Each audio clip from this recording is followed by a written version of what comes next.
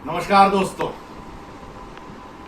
अभी इसी हफ्ते हम लोगों ने महाभारत से लर्निंग्स की कुछ बात करी थी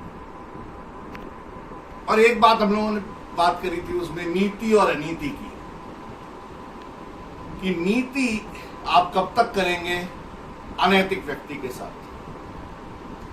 अगर कोई व्यक्ति बार बार आपके साथ अनीति कर रहा है तो क्या आप उसके साथ नीतिगत बातें ही करेंगे? और बहुत से लोग ऐसा सवाल करते हैं कि पांडवों और कौरवों में कौन श्रेष्ठ था। कुछ लोग ऐसा मानते हैं कि कौरवों को में बहुत सारे लोगों को धोखे से मारा गया, जैसे दुर्योधन को की जंघा को तोड़ा गया, जैसे द्रोणाचार्य को एक झूठ से मारा गया, और इस तरह की बातें लोग करते हैं और कहते हैं फिर अगर ऐसा था तो पांडव कैसे श्रेष्ठ थे। तो सबसे पहले तो ये समझना चाहिए, जहां तक मैंने बार बार कहा, कि अगर कोई व्यक्ति अनीति कर रहा है बार बार तो आप उसके साथ हमेशा नीति नहीं कर सकते। आपको एक दिन हो सकता है उसके तरह ही बनना पड़े। उसको मारने के लिए कई बार सांप का जहर ही सांप को मारता है, तो ऐसा करना पड़ सकता है।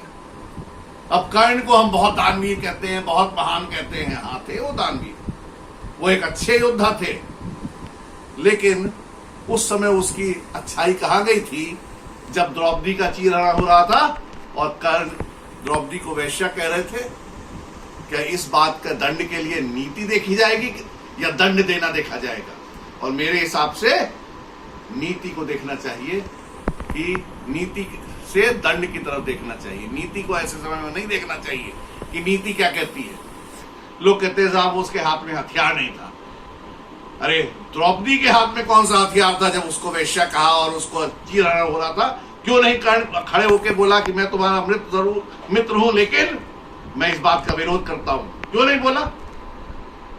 जयद्रथ ने जब अभिमन्यु को मारा, जब अभिमन्यु के हाथ में कोई शस्त्र नहीं था, तो क्यों नहीं कर्ण उस समय बोला कि इसके हाथ में कोई शस्त्र नहीं है, इसको नहीं मारना चाहिए, और 7 आदमियों ने घेर के अभिमन्यु को मारा? तब कहां चली गई थी कर्ण की नीति? इसलिए कई बार अनैतिक व्यक्ति को मारने के लिए कई बार अनैतिक को करना पड़ता है। इसीलिए जब कर्ण ने जब जलाया जा रहा था तब क्या हुआ? कर्ण ने क्यों नहीं कहा कि आप षड्यंत्र कर रहे हैं, मैं आपके साथ नहीं हूं, मैं इनको बचा लेता हूं और युद्ध में इनके साथ लड़ूंगा?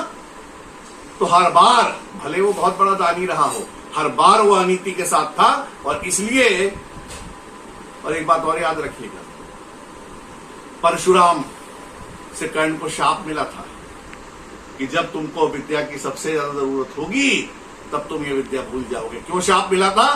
क्योंकि वहां भी विद्या ग्रहण करने के लिए उन्होंने झूठ बोला था। आज हम अपने संसार में झूठ को कुछ नहीं मानते, सोचते हैं हमारी रोजमर्रा की जिंदगी है, लेकिन जब हम द्वापर और त्रेता की बात करते हैं तो झूठ को बहुत बड़ा पाप था झूठ बोलना। और इसीलिए परशुराम ने उनको ये श्राप दिया था। तो जहां तक नीति और अनीति की बात है, नीतिगत व्यक्ति जो है उसे कई बार अनीति करनी पड़ती है अगर सामने वाला लगातार बार बार अनीति करता जा रहा है और दूसरे को कष्ट दे रहा है। इसलिए कर्ण का मरना निहत्थे होने पे जरूरी था, क्योंकि अगर तब भी नहीं मारा जाता तो उसके बाद वो दोबारा अनीति करता। एक बच्चे को 7 लोगों ने घेर के मार दिया, कौन सी वीरता थी कर्ण की उसमें? अरे वीर थे तो अकेले लड़ते ना। इसलिए कर्ण को मारा गया जब उसके हाथ में हथियार। फिर कोई कहता है साहब द्रोणाचार्य का कह दिया गया कि साहब अश्वत्थामा मारा गया, और युधिष्ठिर ने कहा हाथों नहीं, और उनका हाथी था वो, और कृष्ण ने शंख बजा दिया। अब बात करते हैं द्रोणाचार्य। जब मैंने 3 दिन पहले बात की थी तो महत्वाकांक्षाओं की बात की थी। एक ब्राह्मण होते हुए भी द्रोणाचार्य के अंदर कितनी महत्वाकांक्षा थी कि साथ में पढ़ने वाले एक पांचाल नरेश ने कह दिया कि तुम मेरे दोस्त हो, मैं तुम्हें आधा राज्य दे दूंगा, तो राज लेने पहुंच गए उसका। और उसने कहा कि राज तो नहीं दे सकता, वो तो कहने की बात थी, तुम गाय ले जाओ। तो बिना गाय लिए आ गए, नहीं बोले मैं तो राज लेके ही जाऊंगा। और बाद में अपने विद्यार्थियों से उन्होंने एक ही गुरु दक्षिणा मांगी कि मुझे पांचाल नरेश द्रुपद चाहिए, और उनको आधा राज ले लिया, जिसका राजा उन्होंने अपने पुत्र को अश्वत्थामा को बना दिया। तो ये जो महत्वाकांक्षा थी, आगे क्या हुआ इस महत्वाकांक्षा के बाद? आगे भरी सभा में जब द्रौपदी का चीरहरण हो रहा था तो वो बैठे देख रहे थे। अरे आप गुरु थे, गुरु का कार्य क्या होता है? गुरु का कार्य होता है कि कोई भी अनैतिक कार्य हो आप उसको रोकें, और अगर आप किसी अनैतिक कार्य को नहीं रोक सकते हैं तो आप गुरु नहीं हैं। गुरु वो है जो मनुष्य को ईश्वर के दर्शन कराता है, और जो मनुष्य को ईश्वर के दर्शन नहीं करा पाए वो कभी गुरु नहीं होता है। आप क्या कर रहे थे? एक नारी का सम्मान लुट रहा था और आप वहां बैठे देख रहे थे, और बहुत बड़े गुरु थे।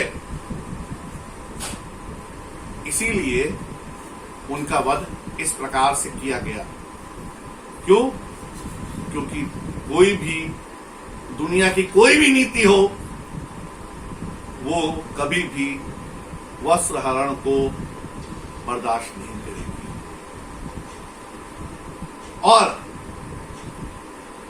जहां तक उनको भी, द्रोणाचार्य को भी ये वरदान था कि वो तभी मृत्यु में उनकी हो सकती है जब उनके हाथ में कोई भी शस्त्र ना हो, और वो अपने पुत्र के वियोग में बैठे हो, तभी उनकी मृत्यु हो। तो ऐसा सिचुएशन पैदा किया गया। उसमें क्या है? आप रोज रोज अनीति का साथ देते रहेंगे। आपने एक बार भी दुर्योधन को कहा कि राज आपको आधा आधा हो गया था, अब कोई नहीं जरूरत है आपको लड़ने की, आप आधा दे दो इनको। कृष्ण तो कहते 5 गांव दे दो, हम नहीं लड़ेंगे। फिर क्यों वही 5 गांव नहीं दिए? आप क्यों बोलते रहे? तो आप गुरु नहीं थे। आप सिंहासन के साथ सिर्फ इसलिए बंधे थे क्योंकि आपको राज सत्ता प्यारी थी, और जब जब गुरु को राज सत्ता प्यारी होगी तब तक गुरु का वध इसी तरह होगा। क्योंकि गुरु राज सत्ता से नहीं बंधा होता है, गुरु परमेश्वर से बंधा होता है। इसीलिए जो है कहा गया, गुरु गोविंद दो खड़े काके लाकू पाए, और बलिहारी गुरु अपने गोविंद दियो बताए। और आगे आते हैं, भीम ने दुर्योधन की जंघा को तोड़ दिया। अरे भीम ने यही तो प्रतिज्ञा ली थी कि मैं तुम्हारी जंघा को तोड़ूंगा। क्यों ली थी प्रतिज्ञा? आगे फिर वहीं से बात शुरू होती है कि अगर आप किसी स्त्री के सम्मान को नीति कहेंगे और जंघा को तोड़ने को अनीति कहेंगे, ऐसे कैसे कह सकते हैं? आप उसको भी अनीति कहिए ना। जब वस्त्र हरण हो रहा था उसको अनीति नहीं कहेंगे। जंघा को तोड़ने की जो प्रतिज्ञा थी वो वहीं पे ली गई थी। अब यहां भी एक और अनीति थी। गांधारी ने कहा कि तुम मेरे सामने नग्न होके आओ, जिससे मेरी जितनी भी तपस्या है मैं तुम्हारा शरीर को वज्र बना दूंगी। तो जिस व्यक्ति ने इतना घोर अपराध किया, जब आपके उसका शरीर को वज्र बना देंगे तो वही एक जगह बची जहां पे उसको मारा जा सकता था, इसलिए उसको मारा गया। इसमें क्या अनीति है? क्योंकि दुनिया में वस्त्र हरण से बड़ी अनीति नहीं है। तो इसलिए जो लोग कहते हैं कि उनको, और पांडवों ने जो गलती की, दूध कीड़ा की, उसकी उन्होंने सजा भोग ली। 12 साल वन में रहे, 1 साल अज्ञातवास में रहे। उसके पहले उन बेचारों को बिना किसी कारण के जलाया जा रहा था। वो कौन सी नीति थी?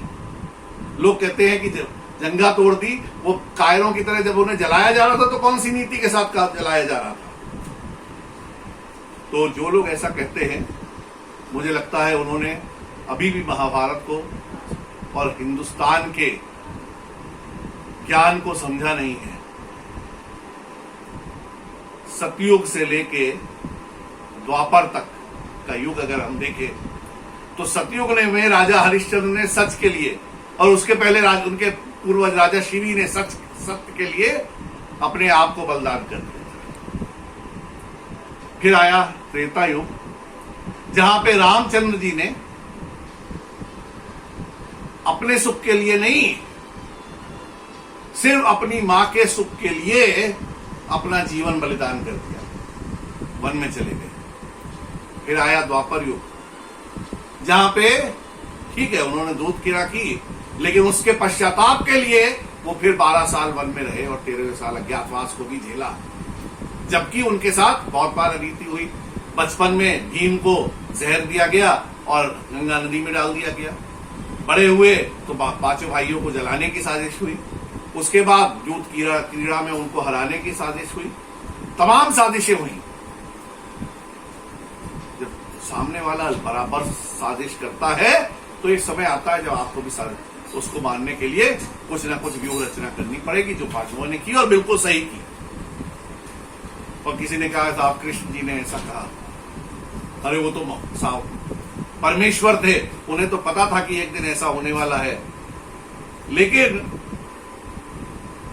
उनको प्राणी मात्र को एक बात बता दी थी कि कर्म ही सब कुछ है, और इसीलिए उन्होंने गीता के माध्यम से लोगों को ये समझाया कि कर्म करोगे तो तुम्हारा फल अच्छा होगा। इसलिए जो लोग कहते हैं कि कौरवों को गलत तरीके से मारा गया, वो एक बात जान लें कि कौरवों ने हजारों अनीतियां करी, तब उनको सिर्फ एक छोटी सी अनीति से मारा गया।